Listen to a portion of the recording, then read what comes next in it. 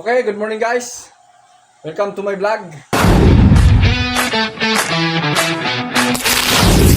Nandito po tayo, meron po tayo tips paano mag-install ng piston ring sa cylinder block. So, itong ring na to, hindi basta-basta yung paglagay po nito. So, kailangan hiwa-hiwala yan. Parang ganon.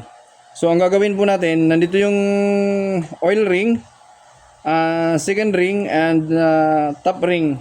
So, nandito. Triangle siya kasi tatlo lang naman po ito. So, ito po yung kailangan dito kasi napaka-importante po ito sa isang sasakyan.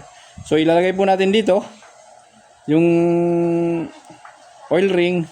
So, yung second ring, so dito. At the third ring, so dito naman. So, magkakahiwa-hiwala yan. 1, 2, and 3. So, ito po yung maganda. Di ba? So, paano nito ilalagay? Maglalagay po natin tayo dito ng oil para sigurado mayroon po tayong lubricating system para maiwasan po natin ang pag metal to metal contact. So, yan po yung importante. Yun po yung gamit po ng oil. Ang gamit ng oil is cooling system. At importante po doon is lubricating system. So, yun po yung para maiwasan ang metal to metal contact. So, yun po yung pinaka-importante. Kaya mayroon po tayong langis sa makina. Sabi nga, ang makina ay kailangan ng oil. So, ito po yun. Yan. Lalagyan po natin yan. Mayroon tayong tools. Ito po yung gagamitan natin yan. Ang piston ring compressor o compression. Para magkaroon po tayo ng... Mahirap ito magsalpak pag walang ganito. So, ito. Double check. Ito. Nandito yung isa. So, nandito yung isa. Yan. Ito. Ito po yung isa. Ito yung isa. Ito po yung isa. So, ito po yung lalagyan po natin ng tools natin. At double check pa rin para sure. Okay, that's good. So, ito po yung napaka-importante. Okay. So, double check natin. Then, kita natin pantay. Okay na. Oil. Kailangan meron din tong oil.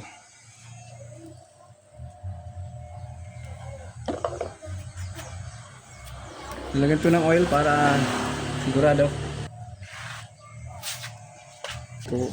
So mayroong araw po ito. Maliit na araw. Kailangan paharap yan. So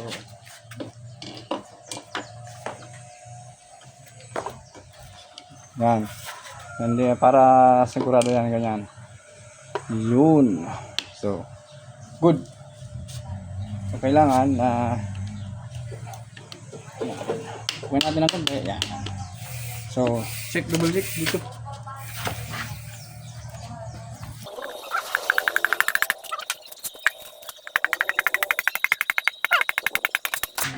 Okay.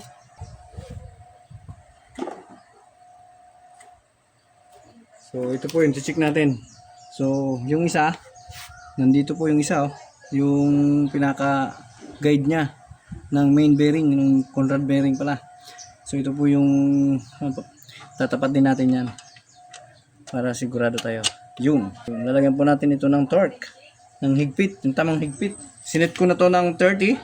So kailangan kanya ng 30 para konti-unti lang yung higpit para hindi ma-pwersa yung bearing. Check. Yun. Kailangan po natin higpitan po ng 60. Kailangan itong kuha natin foot-pound. So aabot ito ng 60. Ito po yun. Yun. Pagdating ng 60, tama na po yun. Baka ma-pwersa yung bearing. So ito. Tingnan natin yung torque. Lagyan mo natin ng 30. Kanina, lagyan natin ng 40 para hindi mapursa. Okay?